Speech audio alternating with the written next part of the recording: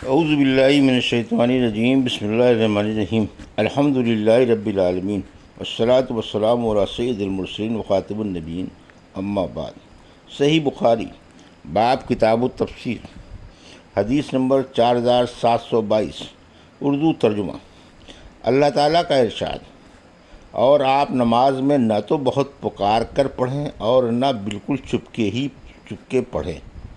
ہم سے یعقوب بن ابراہیم نے بیان کیا، کہا ہم سے حشیم بن بشیر نے بیان کیا، کہا ہم سے ابو بشر نے بیان کیا، ان سے سعید بن جبیر نے، اور ان سے حضرت ابن عباس رضی اللہ عنہ نے اللہ تعالیٰ کے ارشاد اور آپ نماز میں نہ تو بہت پکار کر پڑھیے اور نہ بالکل چپکے کے متعلق فرمایا کہ یہ آیت اس وقت نازل ہوئی تھی جب رسول اللہ صلی اللہ علیہ وسلم مکے میں کافروں کے ڈر سے چھپے رہتے، تو اس نماز میں جب آپ اپنے صحابہ کے ساتھ نماز پڑھتے تو قرآن مجید کی تلاوت بلند آواز سے کرتے، مشرکین سنتے تو قرآن کو بھی گالی دیتے اور اس کے نازل کرنے والے اور اس کے لانے والے کو بھی۔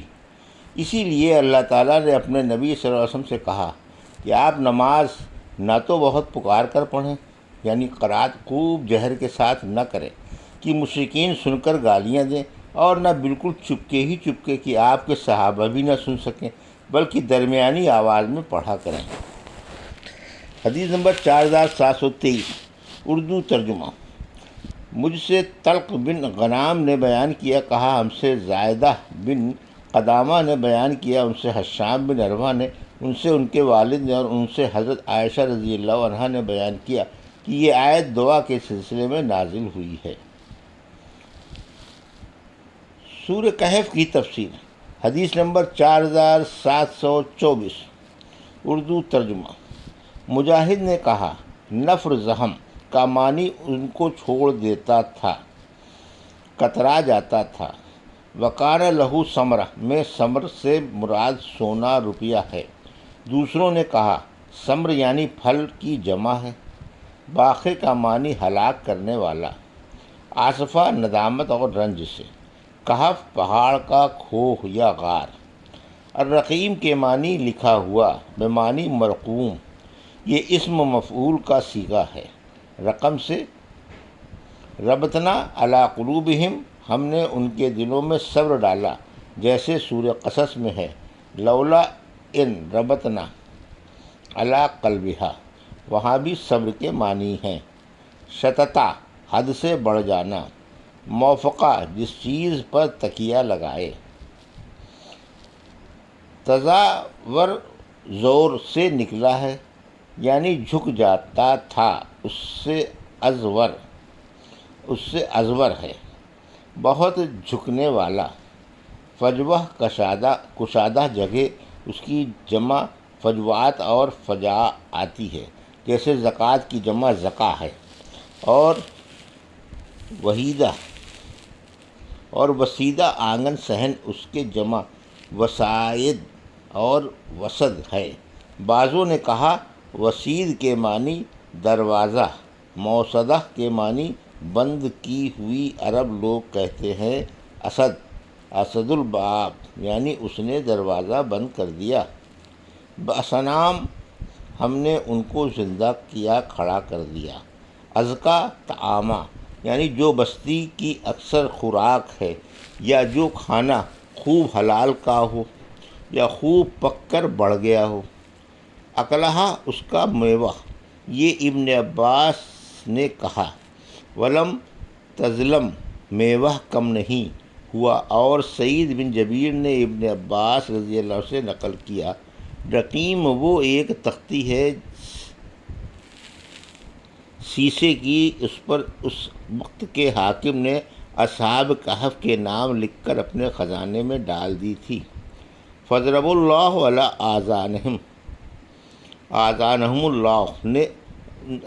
آذانہم، اللہ نے ان کے کان بند کر دیے، ان پر پردہ ڈال دیا، وہ سو گئے۔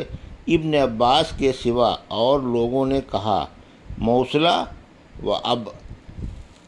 و آئل سے نکلا ہے، یعنی نجات پائے، اور مجاہد نے کہا موصل محفوظ مقام۔ لا یستطیعون السماع، کے معنی وہ عقل نہیں رکھتے۔ اللہ تعالیٰ کا ارشاد ہے، اور انسان سب چیز سے بڑھ کر جھگڑالو ہے۔ ہم سے علی بن عبداللہ نے بیان کیا، کہا ہم سے یعقوب بن ابراہیم بن سعد نے بیان کیا، کہا ہم سے میرے والد نے بیان کیا، ان سے صالح نے، ان سے ابن شہاب نے، کہا مجھے حضرت علی بن حسین نے خبر دی، انہیں حضرت حسین بن علی رضی اللہ عنہ نے خبر دی، اور انہیں حضرت علی رضی اللہ عنہ نے، کہ رسول اللہ صلی اللہ علیہ وسلم رات کے وقت ان کے اور حضرت فاطمہ رضی اللہ عنہ کے گھر آئے اور فرمایا تم لوگ تہجد کی نماز نہیں پڑھتے، آخر حدیث تک۔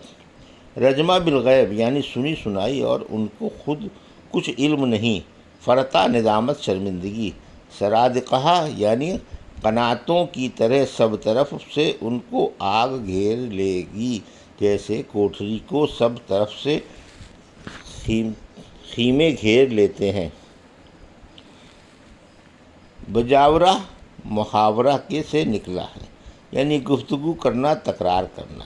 لکنا هو اللہ ربی، اصل میں لکن انا هو اللہ ربی تھا، انا کا حمزہ حذف کر کے نون کو نون میں ادغام کر دیا، لکنا ہو گیا۔ خلا لہما نہرا یعنی بینہما ان کے بیچ میں زلفہ چکنا صاف، جس پر پاؤں پھسلے، جمے نہیں۔ ہنالکل ولایت ولی کا مصدر ہے۔ عقبہ عاقبت، اسی طرح عقبہ اور عقبتہ سب کا ایک ہی معنی ہے، یعنی آخرت، قبلہ اور قبلہ تینوں طرح پڑھا ہے، یعنی سامنے آنا۔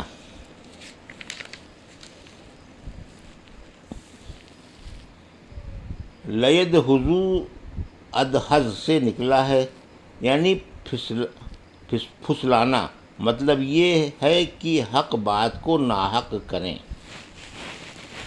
یہ تھی صحیح بخاری باب کتاب التفسیر کی حدیث نمبر 4722 سے 4724 کا اردو ترجمہ، جو ابھی آپ نے سماعت فرمایا۔ اللہ سے دعا ہے کہ اللہ ہمیں ان حدیثوں کی صحیح سمجھ عطا فرما اور ان پر عمل کرنے کی توفیق عطا فرما، آمین یا رب العالمین۔